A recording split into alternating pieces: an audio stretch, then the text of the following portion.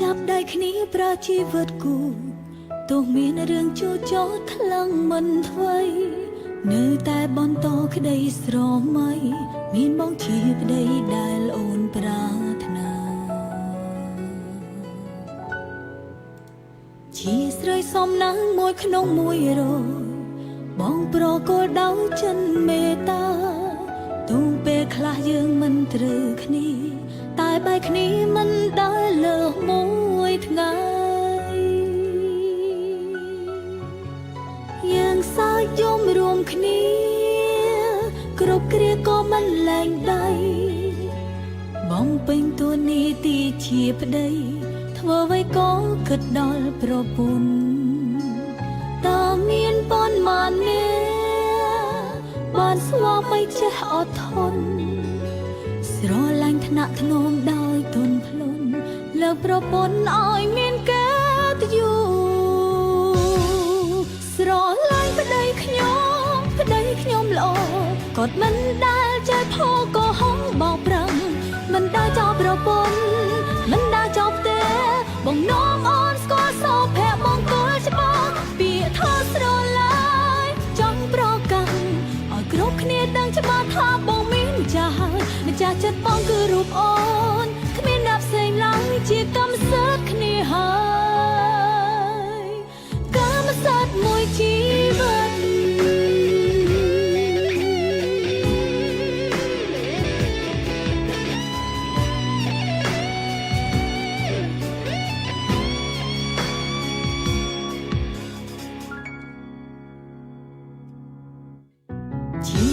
សំណាងមួយក្នុង100បងប្រកល់ដោយចិនមេត្តាទូពេលខ្លះយើងមិនត្រូវគ្នាតែបែកគ្នាមិនដែលលើសមួយថ្ងៃយើងសើចយំរួមគ្នាគ្រប់គ្រាក៏មិនលែងដៃបងពេញតួនាទីជាប្តី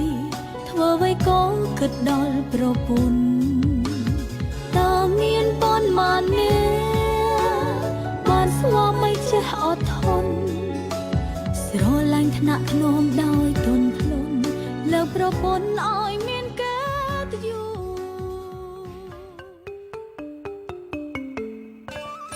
សសូមស្វាគមន៍លោកអ្នកចូលមកក្នុងការផ្សាយរបស់វិទ្យុគ្រួសារ FM 99.5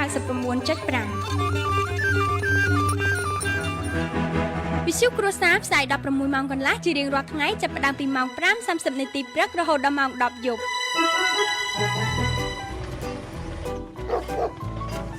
ដល់ម៉ោងហើយម៉ៃវាអើយនៅណានៅណីនេះដល់ម៉ោងហើយយីឪវាដល់ម៉ោងអីគេថាដល់ម៉ោងហើយដល់ម៉ោងអីគេឪវាមើលឈប់សិនមើលឈប់ម៉ូតូសិនជិះចូលឡើងពេញតភូមិហ្មងហើយនេះឪវា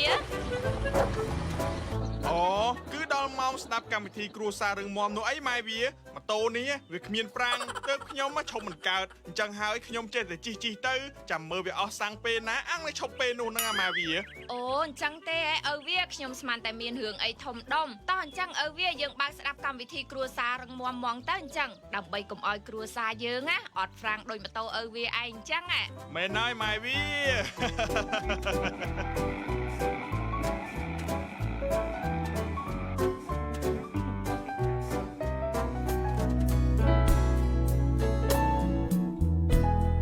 បើប្រិយមិត្តចង់បានគ្រួសារមួយដែលរឹងមាំសូមតាមដានស្ដាប់កម្មវិធីគ្រួសាររឹងមាំ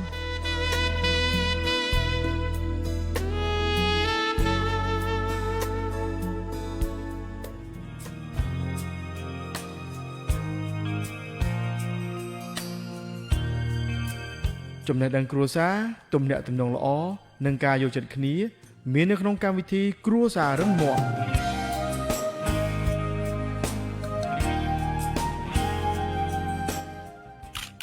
គ្រួសារមួយដែលអាចមានភាពរឹងមាំទៅបានខ្ញុំគិតថាអាស្រ័យទៅលើការចេះយោគយល់គ្នាការចេះអត់ឱនអធ្យាស្រ័យឲ្យគ្នាហើយនឹង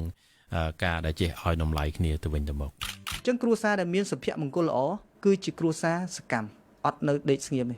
បាទទាំងប្តីទាំងប្រពន្ធសកម្មអញ្ចឹងហើយក៏តនេក៏យើងត្រូវជួយធ្វើកិច្ចការ homework របស់កូនយើងមិនអាចស្រឡាញ់របៀបសាច់ឈាមទេតែឲ្យគាត់បានយក គំរូពីព្រះវិញនៅពេលដែលខុសបន្តិចបន្តួចគឺកុំឲ្យរកលេងនឹងហើយដែលអាពាហ៍ពិពាហ៍បាននៅថិតថេរយូរអង្វែងតទៅ បើសិនជាយើងមើលទៅទម្លាប់មើលទៅចរិតលក្ខណៈគ្រួសារយើងហើយប្រកាន់កំហឹងហើយយើងមិនអត់ទោសហើយយើងមិនកែទម្លាប់ខ្លួនយើងទេសុភមង្គលគ្រួសារយើងគឺថាពិបាកចាมันអាចនឹងរកសេចក្តីល្អបានទេ នៅពេលដែលយើងនៅជាមួយនឹងគ្នាសូមព្យាយាមនិយាយពាក្យល្អធ្វើល្អមិនមែនគ្រាន់តែមានទ្រឹស្ដីប៉ុន្តែគួរតែនឹងធ្វើដើម្បីឲ្យគ្រួសារកាន់តែមានសុភមង្គលសុខដុមរមនាដល់ឡែកនៅពេលដែលយើងចាប់ដើមមានគ្រួសារមានន័យថាយើងមិនមែនខ្លួនឯងទៀតទេអ្វីគ្រប់យ៉ាងគឺមានថាយើងសម្រេចទាំងសងខាងក្នុងការដែលយើងសម្រេចចិត្តធ្វើអ្វីមួយការរីកចម្រើនព្រមគ្នារវាងប្តីប្រពន្ធគឺអាចបណ្ដាលឲ្យអ្នកទាំងពីរមានសុភមង្គល ចឹងនៅក្នុងទំនាក់ទំនងជីវិតគ្រួសារគឺវាពាក់ព័ន្ធជាមួយនឹងពាក្យសម្ដីគឺសំខាន់ខ្លាំងមែនតើ ដូចជាសូមបងប្អូនដែលមានបញ្ហាសូមវិលបែរមកគឺយើងគួរអត់ឱននឹងគ្នាសូមទោសគ្នាមួយម៉ាត់ពីរម៉ាត់មិនជាការថោកទាបទេក្នុងក្រុមគ្រួសារយើង ម្យ៉ាងទៀតខ្ញុំលើកទឹកចិត្តអស់លោកអ្នកបងប្អូនប្រិយមិត្តជាទីគោរពជាទីស្រឡាញ់ទាំងអស់ថាសូមឲ្យយើង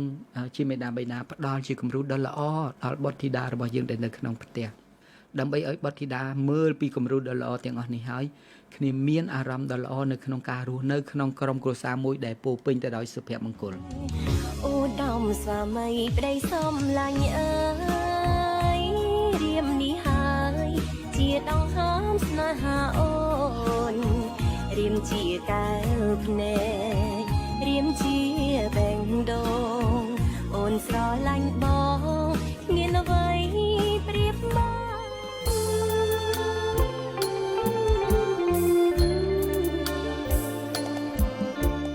កម្មវិធីគ្រួសាររឹងមាំសូមស្វាគមន៍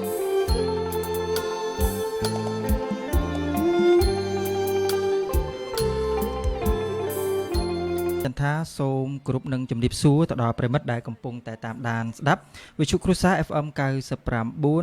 នៅភ្នំពេញនិងផ្សាយបន្ត FM 99.8 ពីខាងខេត្តកំពង់ធំស្វាគមន៍ប្រិមិត្តសាជាថ្មីម្ដងទៀតដែលតាក់ទងជាមួយនឹងកម្មវិធីគ្រួសាររឹងមាំដែលកម្មវិធីរបស់យើងគឺតែងតែផ្សាយផ្ទាល់រៀងរាល់ថ្ងៃអង្គារគឺចាប់ផ្ដើមពីម៉ោង 11 ដល់ម៉ោង 12 ថ្ងៃត្រង់ផងដែរហើយសម្រាប់កម្មវិធីរបស់យើងនៅថ្ងៃនេះក៏មានប្រធានបទល្អៗដើម្បីត្រៀមចែកចាយទៅដល់ប្រិមិត្តនៅថ្ងៃនេះផងដែរបាទសម្រាប់ប្រិមិត្តដែលចង់ចូលរួមជាមួយនឹងកម្មវិធីរបស់យើងនៅថ្ងៃនេះគឺនៅតែអាចចូលរួមបានតាមរយៈប្រព័ន្ធទូរស័ព្ទចំនួន3ប្រព័ន្ធដែលមានប្រព័ន្ធខ្សែខាត012 999 018ប្រព័ន្ធ Smart គឺ087 999 018និងប្រព័ន្ធ Smartphone គឺ097 5999 018ហើយក៏ស្វាគមន៍ផងដែរទៅដល់ប្រិមិត្តដែលកំពុងតែទស្សនាផ្ទាល់ជាមួយនឹងកម្មវិធីរបស់យើងប្រិមិត្តអាចចូលរួមបានជាមួយនឹងកម្មវិធីអាចចូលរួមតាមរយៈការ comment ឬក៏ពាក្យពេចន៍ផ្ដាំផ្ញើផ្សេងៗហើយជាពិសេសគឺមានសំណួរនោះគឺអាចចូលរួមជាមួយនឹងកម្មវិធីរបស់យើងបានផងដែរហើយសូមជួយចែករំលែកបន្តដើម្បីឲ្យការផ្សាយរបស់យើងកាន់តែទូលំទូលាយជាពិសេសទៅដល់បងប្អូនផ្សេងៗទៀតគាត់មានឱកាសក្នុងការចូលរួមជាពិសេសទស្សនាជាមួយនឹងការផ្សាយនៅក្នុងកម្មវិធីរបស់យើងផងដែរអរគុណណាស់ដូចរាល់ដងដែរកម្មវិធីរបស់យើងនៅថ្ងៃនេះគឺយើងផ្សាយពីគេហដ្ឋានផ្ទាល់តែម្ដងទាំងពិធីករក៏ដូចជាលោកគ្រូដែលចូលរួមចែកចាយក៏មានវត្តមាននៅគេហដ្ឋានផ្ទាល់នៅថ្ងៃនេះដោយសារតែយើងចូលរួមទប់ស្កាត់ជំងឺ Covid-19 ទាំងអស់គ្នាអរគុណហើយសម្រាប់សប្តាហ៍នេះយើងនឹងលើកប្រធានបទមួយដែលតាក់ទងជាមួយនឹងទូនាទីរបស់ឪពុកក្នុងគ្រួសារក្នុងបរិយាកាស COVID-19 បាទជាពិសេសគឺនៅរដូវកាលនេះតែម្ដងថាតើឪពុកត្រូវធ្វើអីខ្លះជាពិសេសគឺមានទូនាទីអីខ្លះក្នុងការរៀបចំនៅក្នុងក្រុមគ្រួសារទោះបីជាមានស្ថានភាពដ៏ពិបាកយ៉ាងណាក៏ដោយអរគុណហើយថ្ងៃនេះក៏មានវត្តមានបាទពិសេសមែនទែនគឺលោកគ្រូសំអឿនវិសាលដែលលោកគ្រូអញ្ជើញមកពីសមាគមហ្វឹកហ្វឺនចម្រូតកម្ពុជាដែលកំពុងតែមានវត្តមាននៅថ្ងៃនេះអរគុណណាស់ដូច្នេះកុំឲ្យខាតពេលវេលាយូរសូមស្វាគមន៍ទៅដល់វត្តមានរបស់លោកគ្រូតែម្ដងបាទជំរាបសួរលោកគ្រូ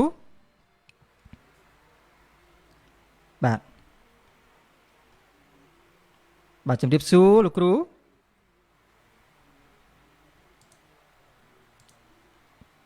បាទលោកគ្រូទទួលខាងខ្ញុំបានច្បាស់ទេលោកគ្រូបាទ ដូចជាអត់ឮសំឡេងលោកគ្រូអញ្ចឹងអាចសម្រួលសំឡេងតិចមកដូចជាអត់ចូលមកលោកគ្រូ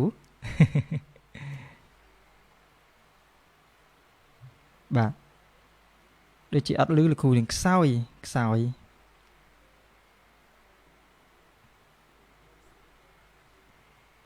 បាទលោកគ្រូអាចជួយសំឡេងបាទមូតសំឡេងតិចមកប្រហែលជាសំឡេងរៀងរអាក់រអួលបន្តិច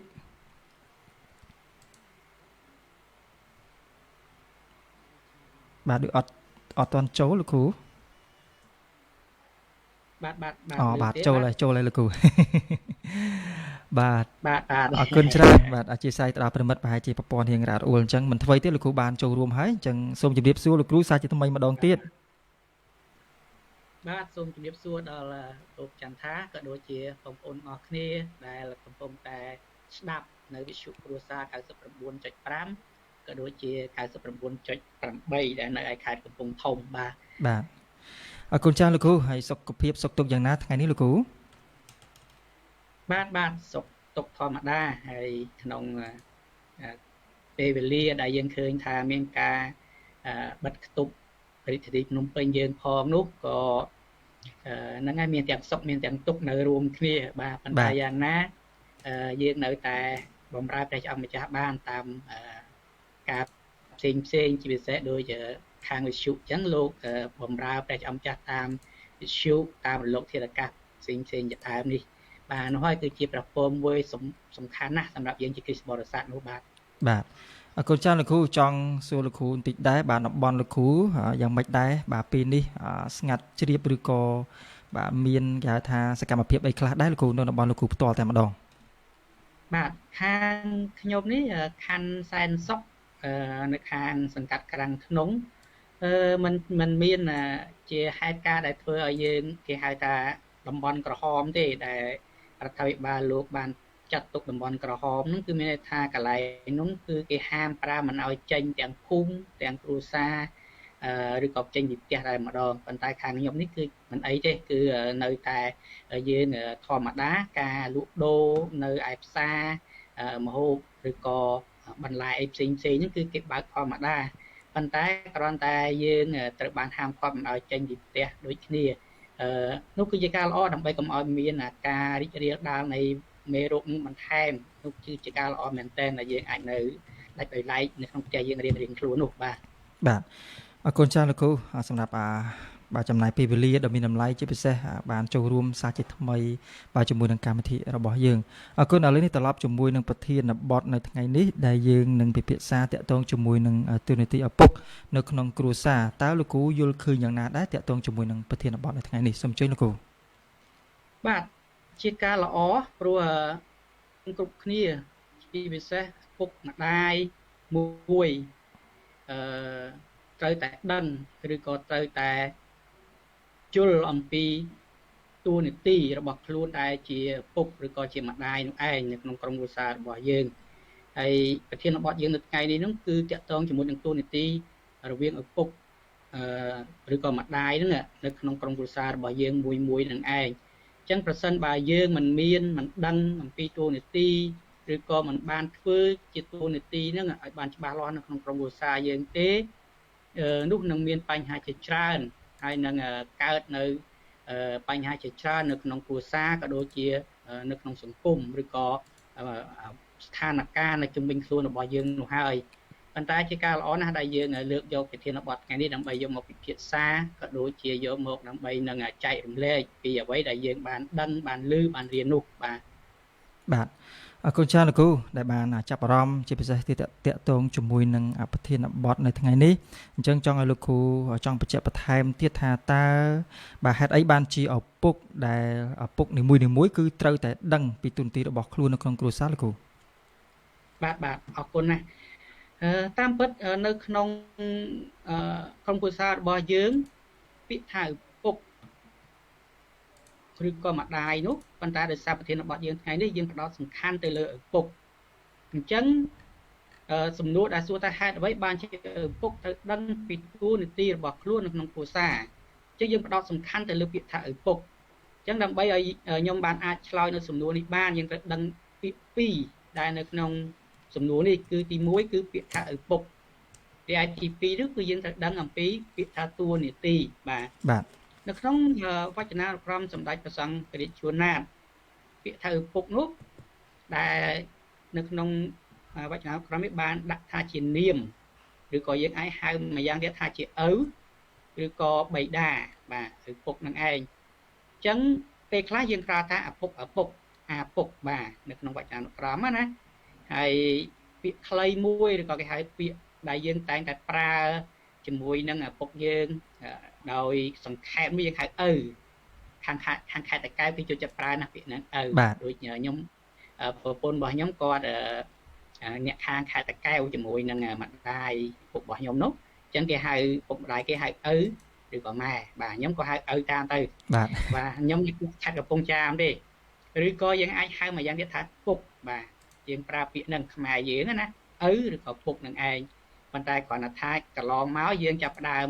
កម្លាយនៅពេលដែលបារាំងកាន់កាប់យើងយូរឆ្នាំជិតដល់ជិត100ឆ្នាំនោះអញ្ចឹងយើងក៏ខ្លាយទៅជាហៅពុកយើងឬក៏ឪយើងហ្នឹងហៅថាទៅជាប៉ានោះបាទប៉ុន្តែយ៉ាងណាវាមិនមែនជាបញ្ហាទេឪក៏ដោយពុកក៏ដោយប៉ាក៏ដោយពាក្យហ្នឹងគឺល្អយើងនៅតែអាចហៅបាននៅក្នុងសង្គមជាតិយើងសប្តាហ៍ថ្ងៃនេះប៉ុន្តែតាមការសិក្សាស្រាវជ្រាវរបស់ខ្ញុំក្រៅពី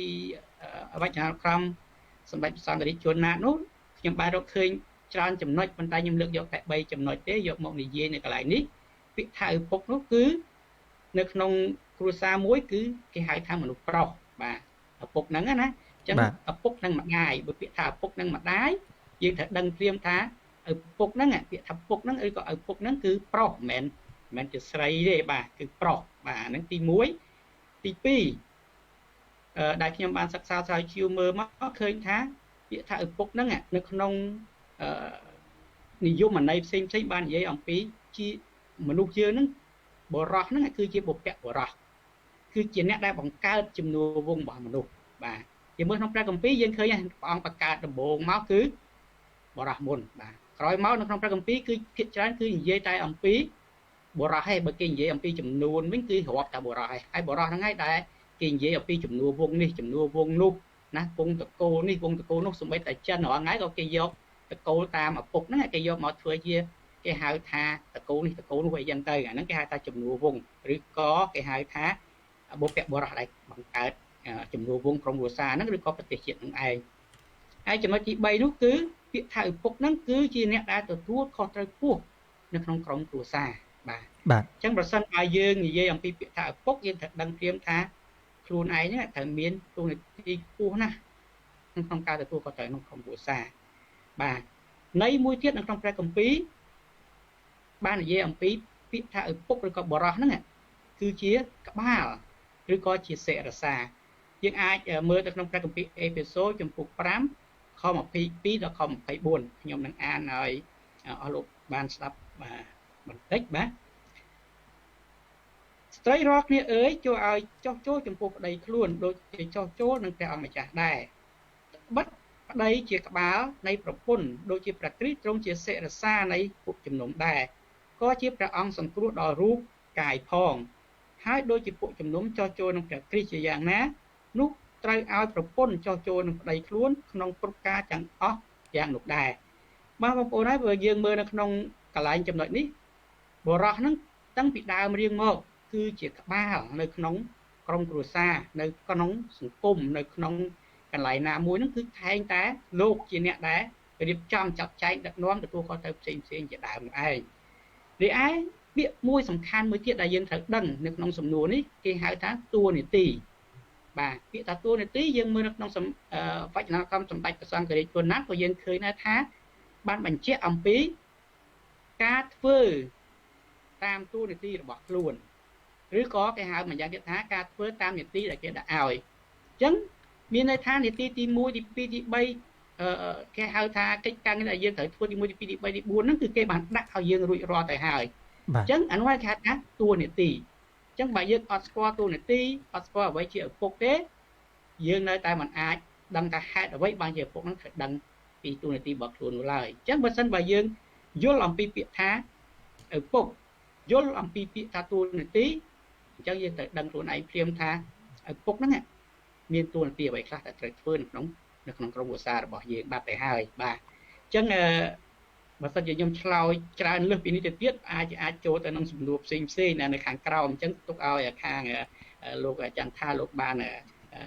បន្តនៅក្នុងកម្មវិធីនេះទៀតបាទអរគុណបាទអរគុណច្រើនលោកគ្រូបានចាប់អារម្មណ៍ជាពិសេសបានបញ្ជាក់អំពីទូរនទី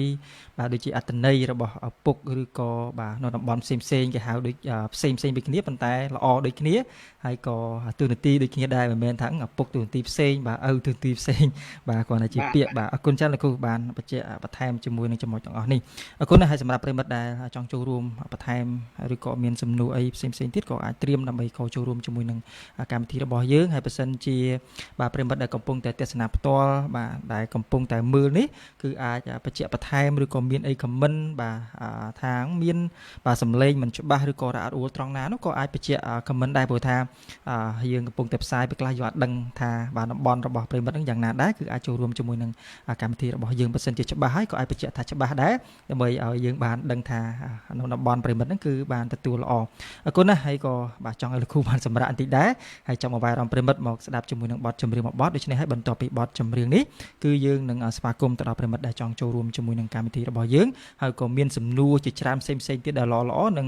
ត្រៀមចាំសម្រាប់លោកគ្រូហើយលោកគ្រូក៏ត្រៀមឆ្លើយជាមួយនឹងកម្មវិធីរបស់យើងដែរអរគុណដូច្នេះសូមរីករាយជាមួយនឹងបទចម្រៀងដូចតទៅបាទសូមអញ្ជើញ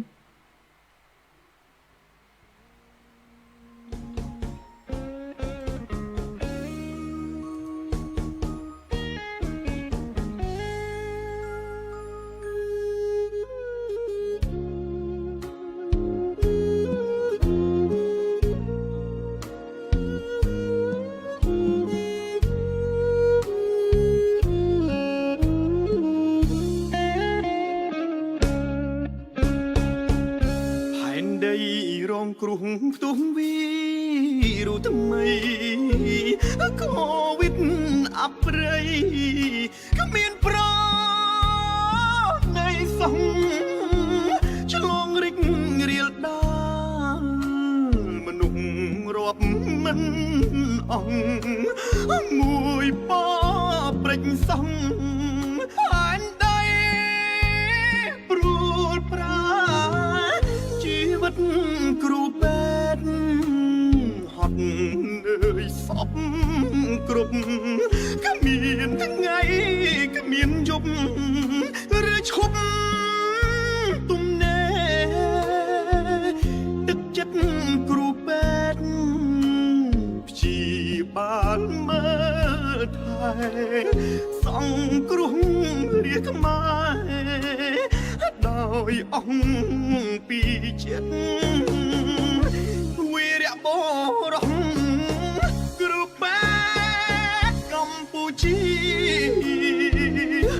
សុខទុក្ខរួមគ្នានាគ្រាកូវីដព្រួតដៃមនុស្សធម៌ទាំងកាយទាំងចិត្តជួយស្រង់ជីវិតប្រជាក្មេងចាស់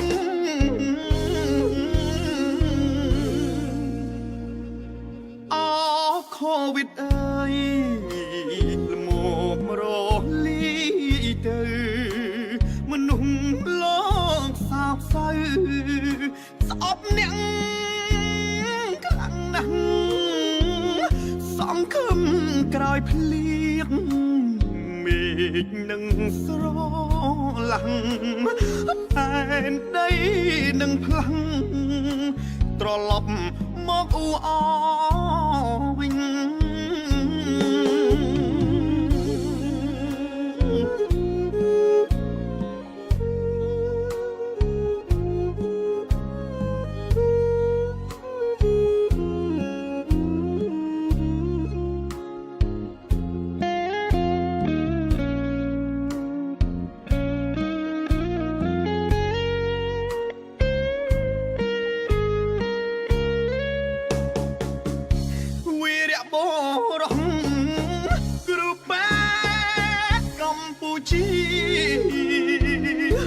សុខទុក្ខរួមគ្នា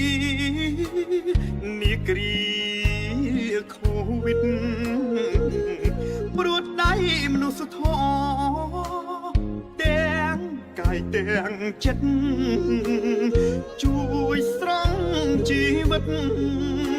ប្រជាក្មេងចាស់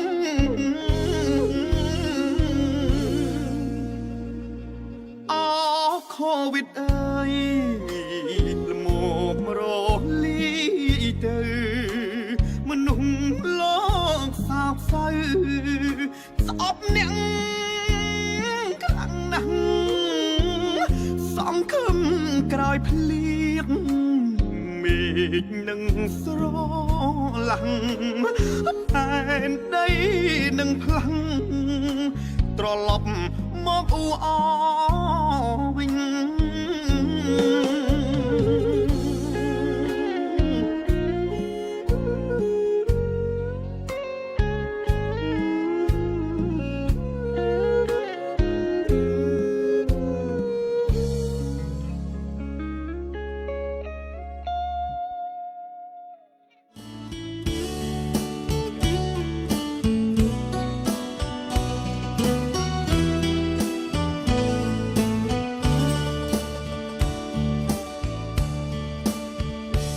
កម្មវិធីគ្រួសាររឹងមាំមានគោលដៅសម្រាប់ប្រិយមិត្តដែលជាគ្រួសារវ័យក្មេងទើបតែរៀបការដែលមិនទាន់មានបទពិសោធន៍ក្នុងជីវិតអាពាហ៍ពិពាហ៍ឲ្យស្គាល់ពីការទទួលខុសត្រូវក្នុងគ្រួសារការអប់រំកូនប្រុសស្រី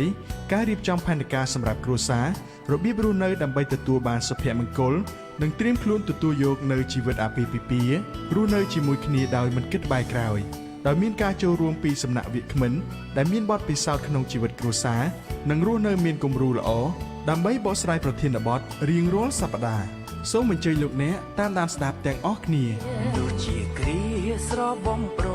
អូននឹងបងបានចងក្រងព្រៃស្នេហាពិនរឿងក្រុមយ៉ាងគឺជាវាសនាមិនស្ដាយក្រោយនឹងសាស្នេហ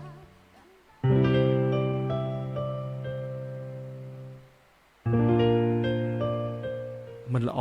ទោះក្រឬមានក៏នៅតែរាប់អានគ្នាមិត្តល្អទោះក្រឬមានក៏នៅតែរាប់អានគ្នាដែរមិត្តមួយថ្ងៃមិត្តមួយជីវិតបានរាប់អានឯងជាមិត្តខ្ញុំពិតជាមិនស្ដាយក្រោយ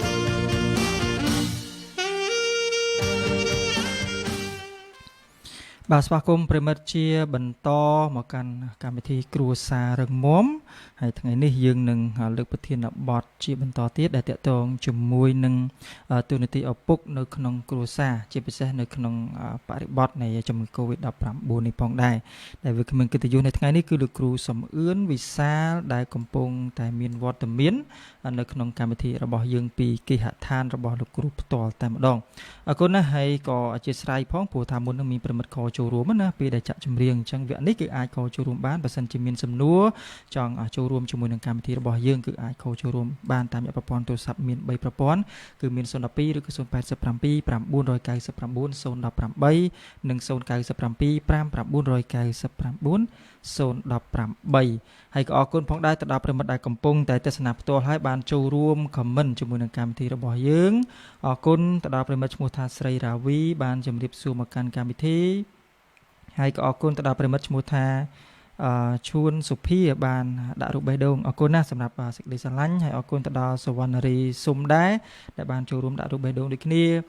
អរគុណទៅដល់លោកគ្រូបាទលោកគ្រូប្រិយសគុណបានជម្រាបសួរមកកាន់កម្មវិធីជម្រាបសួរលោកគ្រូពីចម្ងាយដែរហើយអរគុណទៅដល់មកអ៊ំសុនឡាដែរបានជម្រាបសួរមកកាន់កម្មវិធីគាត់ខមមិនថាសួស្តីក្មួយចន្ទថានិងលោកគ្រូវាគ្មិនបាទអរគុណច្រើនមកអ៊ំហើយអរគុណទៅដល់ប្រិមិត្តឈ្មោះថាតារាអាដាមបានដាក់រូបបេះដូងអរគុណទៅដល់អេលីសាបេតបានជម្រាបសួរហើយអរគុណមកអ៊ំសុនឡាជាបន្តបានបញ្ជាក់ថាឮច្បាស់ល្អបាទអរគុណមកអ៊ំហើយអរគុណទៅដល់តារាអាដាមដែរបានចូលរួមថ្ងៃនេះហើយគាត់ខមមិនថានៅខាងខេត្ត ស្វ័យរៀនហ្នឹងគឺលឺច្បាស់ល្អដែរបាទអរគុណណាបាទទៅដល់បងប្អូនរបស់យើងដែលបានស្ដាប់ហើយបានខមមិនឆ្លើយតបណាដែលបានចូលរួមជាមួយនឹងកម្មវិធីរបស់យើងនៅថ្ងៃនេះអរគុណច្រើនឥឡូវនេះយើងនឹងបន្តជាមួយនឹងប្រធានបទនៅថ្ងៃនេះជាបន្តទៀតហើយក៏ចង់បាទសួរលោកគ្រូបន្ថែមដែរដោយសារលោកគ្រូបានបញ្ជាក់ពីខាងលើច្រើនហើយអញ្ចឹងចង់ឲ្យលោកគ្រូបញ្ជាក់នីមួយៗបន្ថែមទៀតជាពិសេសគឺចំណុចនីមួយៗថាតើទូនាទីរបស់ឪពុកនៅក្នុងគ្រួសារហ្នឹងគាត់មានទូនាទីអីខ្លះចឹងចង់លោកគ្រូបញ្ជាក់ឲ្យច្បាស់តែម្ដងបាទចំណុចនេះបាទសូមជឿលោកគ្រូអរគុណណាស់ដែលមុននេះបន្តិចខ្ញុំបានទទួលអំពីលោកគ្រូក៏ដូចជាបងប្អូនជាច្រើនបានចូលទៅ comment នៅក្នុងកម្មវិធី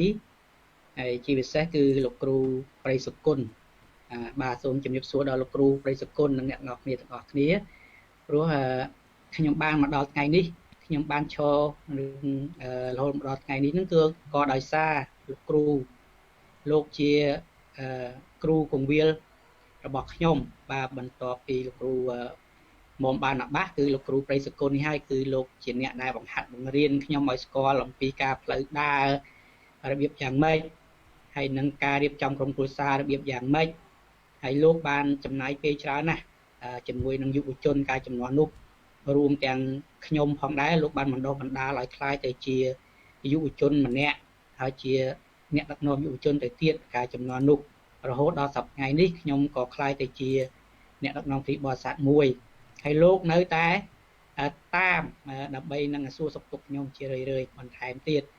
បាទអរគុណណាស់ដល់លោកគ្រូហើយបាទបកត្រឡប់មកកម្មវិធីយើងវិញដែលនៅក្នុងសំណួរជាបន្តដែលយើងសួរថាតើឪពុកមានតួនាទីអ្វីខ្លះនៅក្នុងក្រុមគ្រួសារបាទអញ្ចឹងនៅក្នុងក្រុមគ្រួសារមាន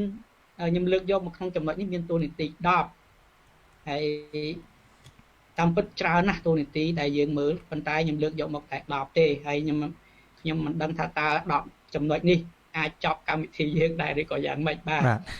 ញ្ចឹងហ្នឹងឯងដើម្បីកុំឲ្យខាតពេលវេលាខ្ញុំនឹងលើកយកចំណុចទី1ដែលសំណួរសួរថាតើឪពុកមានតួនាទីអ្វីខ្លះនៅក្នុងក្រុមគ្រួសារបាទចំណុចទី1ឪពុកត្រូវតែមានតួនាទីធ្វើជាគ្រូដំបូងឬក៏ជាគំរូរបស់ក្រុមគ្រួសាររបស់គាត់នោះឯងបាទដែលភាសាអង់គ្លេសហៅថា be your child first teacher បាទអញ្ចឹងនៅក្នុងព្រះគម្ពីរសុភាសិត22ចំពោះ6បាននិយាយថាម៉េចថាចូលបង្ហាត់កូនក្មេងឲ្យប្រព្រឹត្តតាមផ្លូវដែលគួរប្រព្រឹត្តនោះវានឹងមិនលះបង់ផ្លូវវានោះដរាបដល់ចាស់បាទ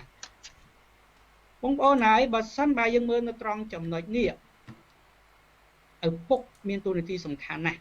បាទមិនមែនមានថា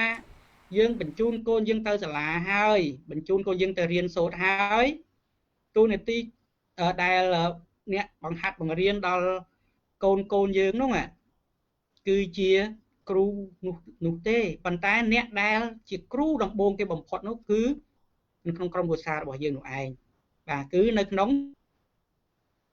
ជាពិសេសគឺជាឪពុកនោះឯងហើយខ្ញុំកន្លែងចំណុចនេះខ្ញុំចំណាយពេលច្រើនណាស់ជាមួយនឹងកូនរបស់ខ្ញុំទោះបីខ្ញុំហត់នឿយយ៉ាងណាទោះបីជាយើងដល់ពេលដែលខ្ញុំចាប់ផ្ដើមចេញទៅធ្វើការងារល្ងាចបានចូលមកដល់ផ្ទះបាទសូមអភ័យទោសណាប៉ុន្តែដោយសារការដែលយើងហត់បែរទៅជានាំគ្នាថាអត់អីទេទុកកូនយើងមួយឡែកមួយអន្លើសិននោះហើយគឺជាអ្វីដែលយើងហៅថាចំណុចឆក់ល្វែងនោះអញ្ចឹងនៅក្នុងចំណុចទី1ដែលយើងនិយាយថាជាគ្រូដំបូងជាអ្នកដែលបង្ហាត់បង្រៀនកូនរបស់យើងនេះយើងត្រូវតែធ្វើជាគំរូឲ្យវាឃើញវាមើលឃើញយើងជានិច្ចនៅពេលដែលយើងធ្វើអ្វីមួយណាបើយើងកំហុសបើយើងធ្វើកិច្ចការមួយដែលធ្វើឲ្យមានបញ្ហាផ្សេងៗក្នុងក្រុមគ្រួសារគំរូនោះការនោះនឹងធ្វើឲ្យយើងមានបញ្ហាជះឥទ្ធិពលទៅដល់កូនរបស់យើងហើយកូននោះនឹងរៀនពីអ្វីដែលឪពុកវានឹងធ្វើបាទបើយើងថឹកស្រាកូននោះបន្តិចនឹងថឹកស្រាបើកូននោះបើយើងជក់បារីបន្តិចនោះកូននោះនឹងជក់បារីបើយើងមានបញ្ហាផ្សេងច្រឡោតច្រឡងផ្សេងក្នុងក្រុមគ្រួសារ កូននោះនឹងរៀនតាមអ្វីដែលយើងកំពុងតែធ្វើនោះហើយចឹងហើយបានជានៅក្នុងក្រុមគ្រួសារក្នុងនាមយើងជាឪពុកនេះសំខាន់ណាស់ទោះបីយើងមានបញ្ហាមាត់ធំមាត់តូចក៏មិនត្រូវមានន័យថាមាត់ធំមាត់តូចនៅមុខកូនរបស់យើងដែរត្រូវរកឱកាសរកពេលវេលាចូលទៅកន្លែងស្ងាត់ស្ងៀមទៅក្នុងបន្ទប់ណាមួយដើម្បីអីដើម្បីណែនាំប្រពន្ធកូនយើងនោះដោយស្ងៀមស្ងាត់មិនមែនតែឆក់ឆេងនៅមុខវាហើយវាចាប់ដើមធ្វើការនោះពីមួយថ្ងៃទៅមួយថ្ងៃវាចាប់ដើមរៀនវាដឹកដាមនៅក្នុងគំនិតនៅក្នុងអារម្មណ៍របស់ពួកវាហើយបាទអញ្ចឹងយើងមើលទៅក្នុងចំណុចទី2ចំណុចទី2គឺឪពុកហ្នឹងត្រូវបង្ហាញអំពីជីវិតមួយដ៏ល្អបាទតែចំណុចនេះនិយាយអំពីអ្វីបាទយើងមើលនៅក្នុងព្រះគម្ពីរកូរិនថូសខ្សែទី2ចំពុក3ចាប់ពីខ2ដល់ខ3ខ្ញុំអានជូនអ្នកទាំងអស់គ្នាគឺអ្នករាល់គ្នាជាសម្បត្តិរបស់យើងខ្ញុំហើយទាំងកត់ទុកក្នុងចិត្តយើងខ្ញុំផងដែលមនុស្សទាំងអស់ក៏ដឹងហើយអានមើលដែរដោយបានសម្ដែងមកច្បាស់ថាអ្នករាល់គ្នាជាសម្បត្តិរបស់ព្រះគ្រីស្ទដែលយើងខ្ញុំបានតែងទុកដោយការងារយើងខ្ញុំមិនមែនសរសេរនឹងទឹកខ្មៅទេគឺនឹងព្រះវិញ្ញាណនៃព្រះដ៏មានប្រជញ្ញរស់ក៏មិនមែនលើបន្ទះថ្មដែកគឺក្នុងចិត្តខាងសាច់ឈាមវិញបងប្អូនហើយបើសិនបើយើងកលេចមើលត្រង់ចំណុចនេះព្រះគម្ពីរបានបង្រៀនយើងថាម៉េចថាយើងហ្នឹងជាឪពុកហ្នឹងជាបុរសហ្នឹងដែលជាអ្នកដែលនាំមុខគេហ្នឹងត្រូវធ្វើជាសម្បត្តិរបស់ព្រះគ្រីស្ទបាទសម្បត្តិព្រះគ្រីស្ទយើងដឹងហើយឃើញទេព្រះអង្គធ្វើយ៉ាងម៉េចជាមួយនឹងសិស្សរបស់ព្រះអង្គជាមួយនឹងអ្នកដើរតាមព្រះអង្គកូនយើងអ្នកដែលដើរតាមយើងហ្នឹងកំពុងតែអានអំពីជីវិតអំពីការរស់នៅរបស់យើងហ្នឹងយើងត្រូវបង្ហាញអំពីជីវិតដ៏ល្អមួយហ្នឹងឲ្យគេឃើញថាតើយើងកំពុងធ្វើអីបងប្អូនហើយការដែលគេពិសោធន៍ឬក៏ការដែលគេស្រាវជ្រាវទៅលើក្រុមគ្រួសារជាច្រើននៅលើសកលលោកយើងនេះគេឃើញមានក្រុមគ្រួសារជាច្រើនដែលឪពុកម្ដាយរបស់គេធ្វើអីកូនធំឡើងគឺវាទៅធ្វើក្នុងការឪពុកម្ដាយវាដែរបាទបើកូននោះឃើញឪពុកម្ដាយវារើសអេតចាយវាទៅរើសអេតចាយតាមដូចគ្នាបើកូននឹងឃើញឪពុកម្ដាយវាប៉ះកង់វាចង់ទៅធ្វើប៉ះកង់ដូចឪពុកម្ដាយរបស់វាដែរហើយខ្ញុំក៏បានតេស្តអំពីការនេះដែរខ្ញុំធ្លាប់សួរទៅក្មេងៗនៅពេលដែលខ្ញុំចុះភូមិធ្វើកិច្ចការងារជាមួយនឹងសហគមន៍មួយប្រជាជនយើងខ្ញុំសួរពួកគាត់ថាអូនឯងធំឡើងចង់ធ្វើអីគេថាខ្ញុំចង់ប៉ះកង់តាមម៉ូតូដោយឪពុកម្ដាយខ្ញុំដែរខ្ញុំចង់ធ្វើនេះខ្ញុំចង់ធ្វើនោះដោយឪពុកម្ដាយខ្ញុំដែរឃើញទេចម្លើយជាច្រើនគឺវានិយាយថាគឺ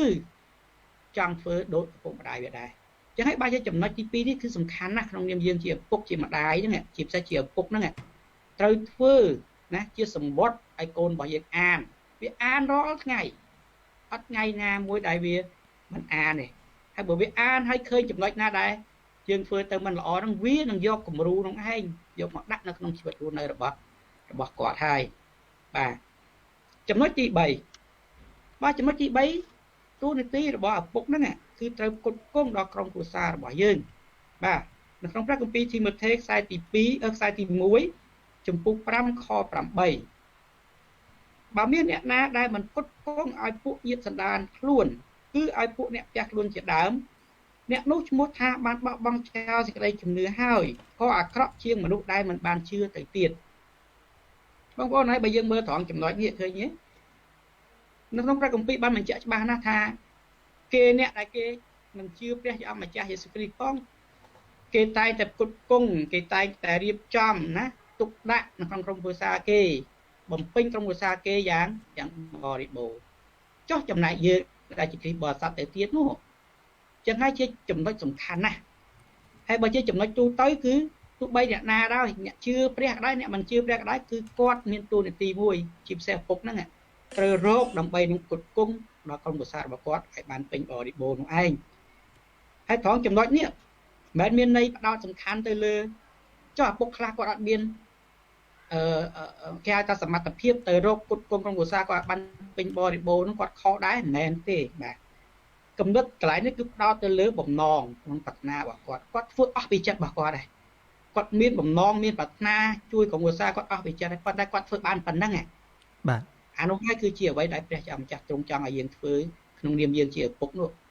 មិនមានន័យថាយើងមិនតន់បានធ្វើផងយើងចាប់ដើមល្អូហ្នឹងខ្ញុំមិនអាចធ្វើបានទេណាសូម្បីតែកាប់ដាំដើមគេហៅថាស្លឹកគ្រៃមកគុំនៅផ្ទះមិនតន់ធ្វើផងថាខ្ញុំដាំមិនដោះទេអានោះខ្ញុំឃើញច្រើនណាស់នៅក្នុងសង្គមយើងសប្តាហ៍ថ្ងៃហើយខ្ញុំចុះតាគុំតែស្លឹកគ្រៃមកគុំនៅជុំវិញផ្ទះគាត់មិនមានផងនៅពេលដែលខ្ញុំប្រាប់គាត់ថាអាហ្នឹងស្រួលថាយើងគ្រាន់តែដាំវាណាដូចចិញ្ចឹមមាន់ចិញ្ចឹមទីអីមិនពិបាកផងហេតុអីបានជាមិនធ្វើគាត់មានលេសថាអញ្ចេះគាត់មានលេសថាអញ្ចោះត្រង់ចំណុចឲ្យដែលយើងហៅថាការដែលយើងមិនបានចេះរៀបចំការផ្គត់ផ្គង់ក្រុមគ្រួសារយើងការរៀបចំឲ្យក្រុមគ្រួសាររបស់យើងនោះមានភាពសម្បូរសប្បាយបាននោះបាទចំណុចមួយទៀតក្នុងចំណុចទី4បាទនៅក្នុងទូនាទីដែលជាឪពុកនោះយើងត្រូវធ្វើដូចម្ដេចនោះគឺឪពុកត្រូវឪពុកល្អត្រូវដាក់វិន័យកូនរបស់ពួកគេបាទសូមឲ្យយើងបានចូលទៅក្នុងព្រះគម្ពីរសុភាសិតចំពុក13ខ24អ្នកណាដែលមិនសូវប្រើរំពាត់នោះឈ្មោះថាស្អប់កូនតែអ្នកណាដែលស្រឡាញ់កូនវិញនោះឧស្សាហ៍វាយផ្ចាលវាបងប្អូនហើយក្រោមចំណុចនេះមិនមែនមានន័យថាចេះតែវាយកូនយើងតែប្រេតតែបដាណាងាកវាយងាកទាត់ងាកធាក់មិនមែនទេប៉ុន្តែការដាក់វិន័យបងប្អូនយល់ទេថាក្នុងនាមយើងជាឪពុកហ្នឹងយើងត្រូវចេះដាក់វិន័យរបស់កូនយើងកូនខ្ញុំដាក់វិន័យវាពីថ្ងៃច័ន្ទដល់ថ្ងៃសុក្រអត់កាន់ទូរស័ព្ទបានទេថ្ងៃសៅរ៍ថ្ងៃអាទិត្យថ្ងៃសម្រាកខ្ញុំឲ្យកូនខ្ញុំកាន់ទូរស័ព្ទបានអាចលេងនេះលេងនោះបានប៉ុន្តែដោយសារមួយរយៈនេះគេរៀនតាមអនឡាញទៅខ្ញុំក៏អនុញ្ញាតឲ្យកូនខ្ញុំកាន់ទូរស័ព្ទវិញដោយសារគេត្រូវការទទួលនៅមេរៀនផ្សេងពីគ្រូប៉ុន្តែមិនមែនមានន័យថាយើងបដ ாய் កូនយើងគឺយើងត្រូវមានវិន័យរបស់វាមានន័យថាត្រូវរៀបចំពេលវេលាមួយឲ្យច្បាស់លាស់បើយើងឃើញកូនយើងខុសយើងត្រូវដាក់វិន័យវាណាប្រើរំពាត់តែអីផ្សេងជាដើមហ្នឹងមិនមែនមានន័យថាយើងវាយវារហូតតតែវាឈួតវាឡប់វាលើកើនោះទេ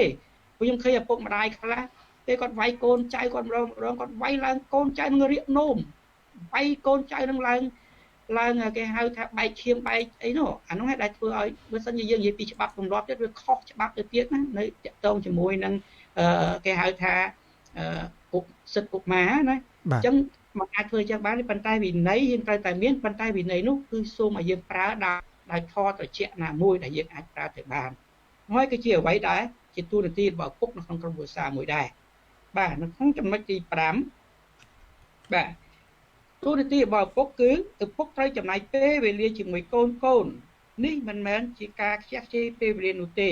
អ្នកខ្លះគាត់និយាយថាការចំណាយពេលវេលាមួយកូនអត់ប្រយោជន៍ខ្ជះខ្ជាយពេលវេលាសូមឲ្យយើងបានឆែកទៅមើលក្នុងព្រះគម្ពីរចោទយកថាចំពុក6ពីខ6ដល់ខ9ខ្ញុំអានសម្រាប់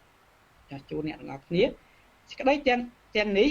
ដែលអញបង្គាប់ដល់ឯងនៅថ្ងៃនេះនោះត្រូវជាប់ក្នុងចិត្តឯងចោលត្រូវឲ្យប្រឌិតព្រាតសេចក្តីទាំងនេះដល់កូនចៅឯងព្រមទាំងនិយាយដំណើរក្នុងកាលដែលអង្គុយនៅផ្ទះហើយដើរតាមផ្លូវក្នុងការដែលដេកហើយក្រោកឡើងផងត្រូវចងចាំសេចក្តីទាំងនេះជាប់នៅដៃឯងទុកជាទីសម្គាល់ហើយត្រូវធ្វើជាស្លាកនៅកណ្ដាលថ្ងាសឯងផងក៏ត្រូវកត់នៅក្របទ្វារឯងផងហើយនៅផ្ទះកំផែងរបស់ឯងផងបងប្អូនឲ្យការចំណាយពេលជាមួយនឹងកូនចៅរបស់យើងតែប្រមាណនាទីតែប្រមាណកន្លះម៉ោងឬ1ម៉ោងហ្នឹងសំខាន់ណាស់បងប្អូនហើយខ្ញុំមានពេលវេលារបស់ខ្ញុំក្នុងមួយថ្ងៃពេញអ្នកណាធ្វើអីធ្វើទៅរៀនសូត្រការងារធ្វើម្ហូបធ្វើអីហ្នឹងប៉ុន្តែរវាងម៉ោង7ដល់ម៉ោង8ត្រូវមកជួបជុំគ្នាថ្វាយបង្គំហើយនឹងរៀនព្រះបន្ទូលគ្នាជជែកគ្នាមើលរឿងជាមួយគ្នាឬក៏យើងជជែកអំពីអ្វីដែលនៅក្នុងក្រុមគ្រួសាររបស់យើងហ្នឹងត្រូវការអ្វីខ្លះហើយនៅពេលដែលយើងចំណាយពេលនោះសំខាន់ណាស់យើងដឹងអំពីសុខទុក្ខកូនយើងណាពេលខ្លះពេលមួយខ្ញុំនឹកឃើញកាលពេលមួយខ្ញុំបានស្ដីបន្ទោសឲ្យកូនខ្ញុំខ្លាំងមែនតើដែលខ្ញុំអត់បានសួរនាំចាប់ដល់ពេលចាប់ដើមសួរនាំទៅបានខ្ញុំដឹងថាអូគាត់មានរឿងរបស់គាត់ដែលគាត់ត្រូវធ្វើអញ្ចឹងបានជាខ្ញុំចាប់ដើមមានការបន្ទន់ចិត្តមកវិញអញ្ចឹងការជួបជុំការចំណាយពេលការពិភាក្សានៅក្នុងក្រុមគ្រួសារយើងណាមួយនោះសំខាន់ណាស់បងប្អូនហើយជាពិសេសហ្នឹងនៅពេលដែលយើងជួបជុំគ្នាហ្នឹងព្រះចៅម្ចាស់ទ្រង់ចង់ឲ្យយើងដំណើរអំពីកិច្ចការងាររបស់ព្រះចៅម្ចាស់ដំណើរការបង្រៀនការថ្វាយបង្គំព្រះចៅម្ចាស់សំខាន់ណាស់អានោះ ហើយបើកូនយើងទទួលបានឥទ្ធិពលនោះបងប្អូនហើយកូនរបស់យើងនឹងមានភាពគេហៅថាសុចរិតភាពឬក៏គេហៅថាការចេះដឹងពីមួយចំនួនទៅមួយចំនួនការប្រទានពរដែលព្រះអង្គម្ចាស់ប្រទានពរឲ្យពួកគេនោះកុំពីមួយចំនួនទៅមួយចំនួននោះក៏កាន់តែល្អប្រសើរឡើងថែមទៀតចឹងហើយបានជាការចំណាយពេលគឺជាការមួយដែលសំខាន់ណាស់ហើយជារឿយៗខ្ញុំតែងតែនិទានរឿងឬក៏យករឿងព្រះអង្គម្ចាស់រឿងក្នុងព្រះគម្ពីរហ្នឹងចាក់ឲ្យគេមើល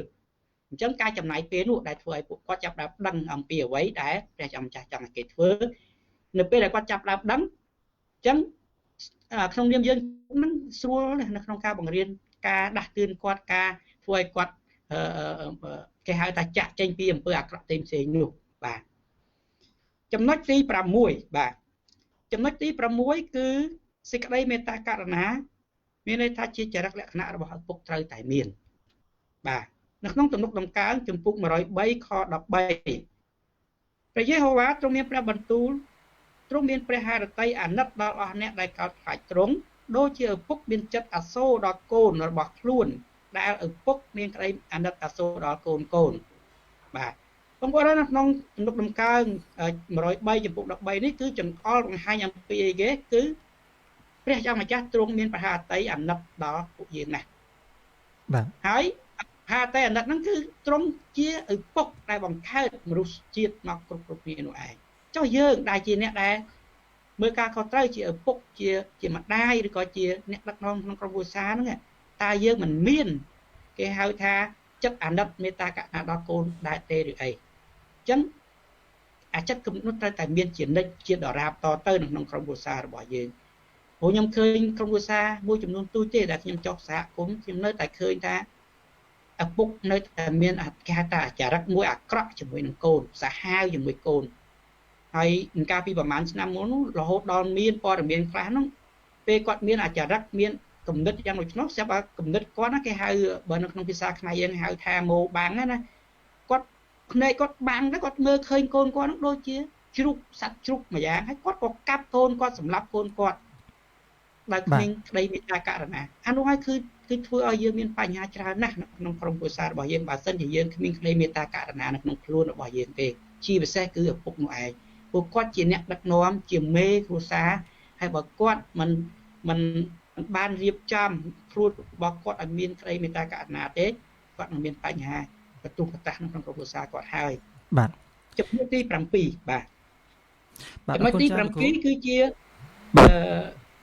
បាទអញ្ចឹងស្រីលោកគ្រូដោយសារតែមានប្រិមិត្តខចូលរួមណាចង់ស្វាគមន៍គាត់បន្តិចហើយសូមកាត់ប្រសាសន៍បន្តិចហើយស្វាគមន៍គាត់តែម្ដងថាគាត់មានសំណួរយ៉ាងណាបាទគ្រូសា FM សូមជម្រាបសួរបាទគ្រូសា FM សូមជម្រាបសួរប្រិមិត្តខាង012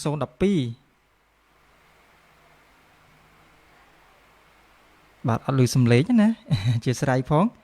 បាទគ្រូសា FM សូមជម្រាបសួរសាជាថ្មីម្ដងទៀតបាទអធិស្ឋានបាទទៅដល់ប្រិមិត្តរបស់យើងបាទខាង012ប្រហែលជាប្រព័ន្ធសេវារៀងរ៉ាក់រ៉ូនបន្តិចអញ្ចឹងអាចព្យាយាមបាទជាមួយនឹងកម្មវិធីរបស់យើងបន្តទៀតជាមួយនឹងការផ្សាយនៅថ្ងៃនេះអរគុណអញ្ចឹងក៏បាទចង់ឲ្យលោកគ្រូបានបន្ថែមឬក៏បន្តបន្តិចទៀតដែរបាទសូមអញ្ជើញលោកគ្រូចំណុចទី7បាទតួនាទីរបស់ឪពុកគឺយើងត្រូវនិយាយហើយត្រូវធ្វើនិយាយហើយត្រូវតែធ្វើបាទនៅក្នុងព្រះគម្ពីរយ៉ាកុបចំពុក1ខ22ចូលឲ្យអ្នករាល់គ្នាប្រព្រឹត្តតាមព្រះបន្ទូលទៅកុំឲ្យគ្រាន់តែស្ដាប់ប៉ុណ្ណោះហើយបញ្ឆោតខ្លួនទៅវិញបងប្អូនហើយបើយើងធ្វើយ៉ាងដូច្នោះมันខ້ອຍពីពពួកឆោបោកពពួកបោកប្រាស់ទេហើយខ្ញុំឃើញច្រើនណាស់និយាយឲ្យកូនយើងដើម្បីឲ្យកូនយើងអងកូនឯងរៀនបានលេខ1លេខ2លេខ3អីទៅចាំប៉ាឲ្យនេះឲ្យនោះតើអាកូនគ្នាខំប្រឹងរៀនបាទជាប់បានលេខ1លេខ2លេខ3ហ្នឹងមកសួរឪពុកទាំងអញគ្មានអីឲ្យទេអាហ្នឹងដែលធ្វើឲ្យកូនរបស់យើងចាប់ផ្ដើមគិតមិនចឹងកូនពុកអញណា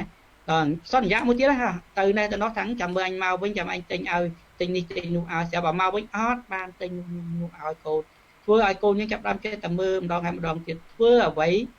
គឺធ្វើមិនឲ្យបានដូចអ្វីដែលយើងបាននិយាយជាមួយនឹងកូនរបស់យើងធ្វើឲ្យមានបញ្ហាជារឿយៗខ្ញុំសន្យាមួយកូនខ្ញុំថាបើសិនជាកូនខ្ញុំរៀនបានលេខ1ពីលេខ1ដល់លេខ3 ឬក៏ខ្ទង់រាយពីលេខ1រហូតដល់លេខ9ហើយលេខ1លេខ2គឺមានរង្វាន់ពិសេសគឺខ្ញុំឲ្យគេម្នាក់100000បាទអញ្ចឹងគេចាប់ដើមខំរៀនណាកូនខ្ញុំអាប្រុសមួយខំប្រឹងរៀនវាបានលេខ1លេខ2លេខ3លេខ1លេខ2លេខ3លេខ1លេខ2លេខ3អង្កលឆ្នាំមុននេះគាត់បានអាហារូបករណ៍ 50% ដោយសារគាត់ប្រឡងបានលេខ1លេខ2លេខ3លេខ1លេខ2ដោយសារលើកទឹកចិត្តតាមរយៈការនិយាយឲ្យយើងធ្វើហើយខ្ញុំតែងតែឲ្យកូនខ្ញុំចំណេញនៅពេលដែលខ្ញុំបានសន្យានោះប៉ុន្តែដោយសារមួយរយៈនេះយើងមិនសូវមានលុយយើងមានបញ្ហាផ្សេងតាក់ទងជាមួយនឹងការផ្ទុកខាំងCOVID អីផ្សេងគ្រប់គ្រាតែងតែមានការខ្វះខាតជារឿយៗខ្ញុំប្រាប់កូនខ្ញុំវិញថាឥឡូវពុកឥឡូវប៉ាមានការខ្វះខាតហើយអញ្ចឹងបើសិនជាកូនរៀនបានលេខ1លេខ2លេខ3ក៏ដោយប៉ុន្តែប៉ាគ្មានលុយគ្មានរង្វាន់អីឲ្យទេប៉ុន្តែប៉ាមានអីសម្រាប់ធ្វើញ៉ាំជុំនេះអីពោះហើយតែប៉ុណ្ណោះអញ្ចឹងកូនយើងចេះស្ដាប់វាចាប់ដើមស្ដាប់បានហើយវាចាប់ដើមអធិស្ឋានយើងដែរឃើញទេអញ្ចឹងមានន័យថាការដែលយើងនិយាយយើងត្រូវធ្វើកូនរបស់យើងចាប់ដើមយកគំរូនោះយកទៅធ្វើតាមអ្វីដែលយើងបានធ្វើកន្លងមកដូចគ្នាកន្លែងចំណុចសំខាន់ណាស់បងប្អូនបាទចំណុចទី8កុំធ្វើឲ្យកូនរបស់អ្នកតោះតែងគ្នាក្នុងព្រះគម្ពីរអេភេសូជំពូក6ខ4ឪពុករកគ្នាអើយកុំឲ្យចាក់រុកកូនរបស់ខ្លួនឡើយចូលបង្រៀនវាទៅតាមដំបូន្មាននិងសេចក្តីដាស់តឿនរបស់ព្រះអង្គម្ចាស់វិញតោះចំណុចនេះសំខាន់ណាស់បងប្អូនហើយអញ្ចឹងហើយបានជាក្នុងព្រះគម្ពីរតែងតែនិយាយអំពីឪពុកនិងម្ដាយនឹងការឆ្លោះតតែងគ្នាពេលខ្លះក៏ដោយសារឪពុកឬក៏ម្ដាយនឹងដែរចឹងហើយបាច់យើងនៅក្នុងតួនាទីរបស់យើងជាឪពុកជាម្ដាយហ្នឹងយើងមិនត្រូវចាក់រុកកូនយើងឡើយហើយអ្នកខ្លះហ្នឹងលើកពីកូននេះល្អបង្អាប់កូននោះលើកពីកូននោះល្អបង្អាប់កូននេះហើយដល់ពេលអញ្ចឹងធ្វើឲ្យកូនវាចាប់ដើមចំណែនគ្នាដល់ពេលវាធំឡើងវាមានការតតែងគ្នាវាគុំគ្នាវាធ្វើឲ្យមានបញ្ហាផ្សេងជាច្រើនដែលយើងឃើញក្នុងចំណុចនេះហើយបើសិនជាអ្នកដែលមានគ្រួសារទៅទៀតគាត់ការរួយហើយអីហើយហ្នឹងឪពុកឬក៏ម្ដាយហ្នឹងគាត់ទៅចាក់រុកកូនយើងពីខាងនេះទៅខាងនោះខាងនេះធ្វើឲ្យកូនយើងមានបញ្ហាតតែងគ្នាលះលែងគ្នាតើមានប្រយោជន៍អ្វីសម្រាប់យើងនេះបើយើងគិតត្រឡប់បកមកត្រឹមនេះវិញអញ្ចឹងត្រង់ចំណុចនេះនៅក្នុងព្រះគម្ពីរក៏បាននិយាយអំពីកុំឲ្យយើងធ្វើការចាក់រុកកុំឲ្យយើងរកឧបាយកលឬក៏ធ្វើវិធីណាមួយដែលធ្វើឲ្យកូនយើងហ្នឹងស្ដីប្រពន្ធគេហ្នឹងទាស់តែងឡើយបាទចំណុចទី9បាទឪពុកមិនដែលបោះបង់ចោលកូនរបស់ពួកគេឡើយបាទឪពុកទូនាទីរបស់ពួកគាត់គឺមិនត្រូវបោះបង់ចោលកូនយើងឡើយទោះក្នុងដំណាក់កាលណាក៏ដោយ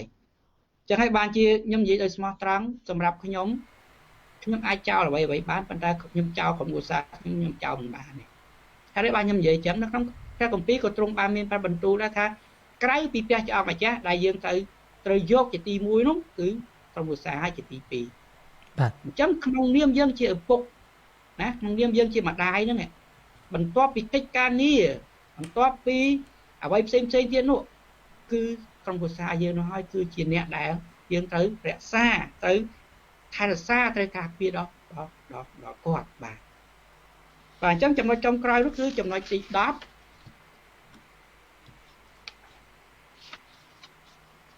បាទឪពុក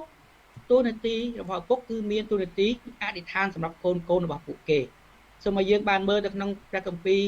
របាក្សត្រខ្សែទី1ជំពូក29ខ19បាទហើយសូមប្រទានពរអាឡូមូនជាបុត្រទូបង្គំមានចិត្តស្មោះត្រង់ដើម្បីឲ្យបានកាន់ការអស់ទាំងក្រឹកក្រមសេចក្តីបន្តនិងបញ្ញត្តិនៃទ្រង់ទាំងប៉ុន្មានព្រមទាំងប្រព្រឹត្តតាមសេចក្តីទាំងនេះហើយស្អាងព្រះវិហារនេះដោយឲ្យទូបង្គំបានត្រៀមទុកឲ្យបងប្អូនហើយនៅត្រង់ចំណុចនេះសំខាន់ណាស់ក្នុងនាមយើងជាគ្រីស្ទបរិស័ទចំណុចចុងក្រោយនេះចំណុចដែលយើងសំខាន់ហើយខ្ញុំតែងតែអធិដ្ឋានឲ្យកូនខ្ញុំជារៀងរាល់ថ្ងៃនេះខ្ញុំនិយាយដោយស្មោះត្រង់តាំងពីខ្ញុំចាប់ផ្ដើមមានកូនរហូតដល់សប្តាហ៍នេះគ្មានថ្ងៃណាមួយដែលខ្ញុំមិនអធិដ្ឋានឲ្យកូនខ្ញុំសូម្បីតែមួយថ្ងៃឡើយគឺខ្ញុំអធិដ្ឋានឲ្យវាជារៀងរហូតហើយការដែលយើងអធិដ្ឋានជាពិសេសនៅពេលដែលយើងអធិដ្ឋានឲ្យចំឈ្មោះកូនយើងណានៅពេលដែលកូនយើងនៅអង្គុយជាមួយយើងណាកូនយើងវាលឺវាមានអារម្មណ៍មួយកក់ក្ដៅវាមានអារម្មណ៍មួយគេហៅថាក្តីស្រឡាញ់សន្តិសុខនៅក្នុងខ្លួនរបស់វាណាព្រោះស្អីយើងបានឲ្យពរកូនយើងហើយអធិដ្ឋានឲ្យពរកូនយើងដើម្បីឲ្យកូនយើងហ្នឹង បានពេញឲ្យប្រគុណប្រពោដែលមកពីព្រះចៅម្ចាស់ឲ្យវាដើរតាមផ្លូវដែលព្រះចៅម្ចាស់រៀបចំឲ្យវានោះគឺជាការសំខាន់ណាស់បងប្អូនហើយបាទអញ្ចឹងនេះគឺជាតួនាទីទាំង10ដែលឪពុកឬក៏ម្ដាយហ្នឹងដែលត្រូវធ្វើនៅក្នុងក្រុមគ្រួសាររបស់គាត់រៀងខ្លួននោះបាទមានច្រើនណាស់ប៉ុន្តែខ្ញុំលើកយកមកតែចំណុចនេះទេបាទអរគុណចា៎លោកគ្រូបានចូលរួមជាពិសេសគឺបានបញ្ជាក់ច្បាស់ពីបាទទូនាទីមួយបាទលំអិតឲ្យច្បាស់តែម្ដងហើយក៏សង្ឃឹមថាបាទប្រិមត្តទាំងអស់គ្នានឹងទទួលបាននៅចំណុចទាំង10ដែលលោកគ្រូបានបកស្រាយបាទជាពិសេសគឺតាក់ទងជាមួយនឹងឪពុកដែលគាត់ត្រូវដឹងពីទូនាទីរបស់ខ្លួនផងដែរអរគុណមែនទែនលោកគ្រូពេលវេលាពិតជាលឿនអានេះគឺម៉ោង 11:58 នាទីហើយចឹងជាចុងក្រោយលោកគ្រូមានពាក្យពេចន៍ផ្ដាំផ្ញើយ៉ាងណាទៅកាន់ប្រិមត្តយើងសូមអញ្ជើញលោកគ្រូបាទអរគុណណាស់បាទមតិចុងក្រោយនោះខ្ញុំគ្រាន់តែផ្ដាំបញ្ញាថាក្នុងនាមយើងជាឪពុកជាម្ដាយសូមឲ្យយើងបានស្គាល់អំពីតួនាទីអំពីរបស់យើងដោយខ្ញុំបានលើកយកមកសង្កត់ធ្ងន់នៅខាងលើពីពាក្យមុនដំបូងគឺពាក្យឪពុកនិងពាក្យថាតួនាទីហើយបើយើងដឹងថាតួនាទីយើងជាអ្វីហើយយើងដឹងពីថាឪពុកហ្នឹងមានន័យថាម៉េចហើយគឺយើងដើរដោយមិនមានបញ្ហាអីទាំងអស់បងប្អូនហើយបើយើងមិនអញ្ចឹងឯងយើងនឹងច្របូកច្របល់រញ៉េរញ៉ៃណាស់នៅក្នុងក្រុមគ្រួសាររបស់យើងឪពុកដើរតួនាទីមិនមែនជាឪពុកម្ដាយមិនដឹងដើរតួនាទីមិនដឹងជាម្ដាយកូននោះយូរទៅជាគ្រប់គ្រងទៅលើឪពុកម្ដាយទៅវិញធ្វើឲ្យមានបញ្ហាច្រើនណាស់ខ្ញុំឃើញក្នុងចំណុចនេះបាទខ្ញុំចេះតែបង្ហាត់បង្រៀនកូនខ្ញុំប្រពន្ធខ្ញុំថាក្នុងនាមយើងជាឪពុកម្ដាយយើងត្រូវដើរតួសម្រាប់កូនយើងមិនហើយក្នុងនាមកូននេះត្រូវដើរតួនាទីស្ដាប់បង្គាប់ឬក៏ធ្វើតាមពុកម្ដាយយើងមិនយើងត្រូវដឹងតួនាទីនោះហើយតួនាទីនោះយើងបានមកដោយសារអីដោយសារដែលយើងរៀនដោយសារអីដោយសារដែលយើងមើលអំពីអ្នកដែលនៅជុំវិញខ្លួនរបស់យើងហើយតួនាទីដែលសំខាន់បំផុតដែលយើងត្រូវតែដឹងនោះគឺយើងត្រូវគ្រូបាអាចារ្យរបស់យើងត្រូវបញ្យល់ដាស់តឿនគាត់ឲ្យគាត់យល់អំពីការទាំងអស់នោះហើយបើគាត់យល់អំពីការទាំងអស់នោះយើងមិនដែលមានបញ្ហាច្បងច្បល់ឪពុកទៅម្ដាយទៅឪពុកកូនទៅម្ដាយទៅកូននោះទៀតឡើយអរគុណសូមព្រះអង្គជាអង្គចាស់បានប្រទានពរបាទអរគុណចាស់លោកគ្រូដែលបានចំណាយពេលវេលាក្នុងការចូលរួមជាមួយនឹងកម្មវិធីរបស់យើងហើយអរគុណមែនទែនទៅដល់ប្រិមិត្តដែលចូលរួមតាមរយៈការ comment ជាបន្តណាបាទដោយមានការចូលរួមបន្ថែមបន្តិចបន្តួចដែរសូមអានបន្តិចបាទមុននឹងបញ្ចប់ជាមួយនឹងកម្មវិធីអរគុណមកអ៊ំសុនឡាគាត់ថាពិតជាត្រឹមត្រូវណាស់ហើយអរគុណទៅដល់ប្រិមិត្តឈ្មោះថា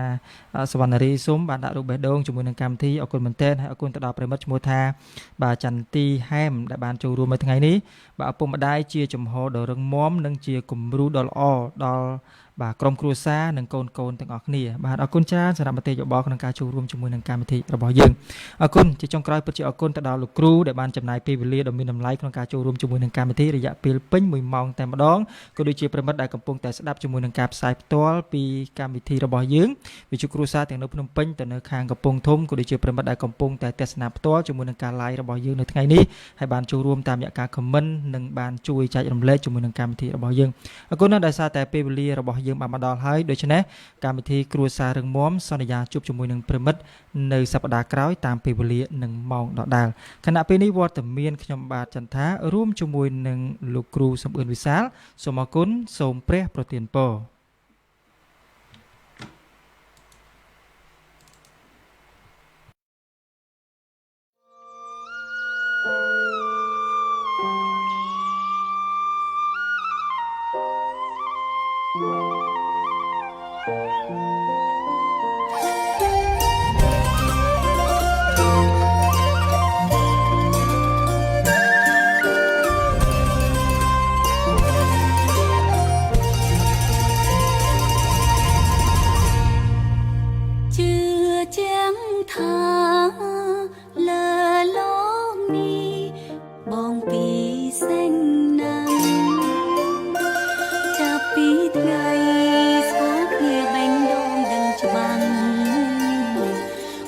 ជាម្ចាស់ដែលព្រះប្រទានមកស្រី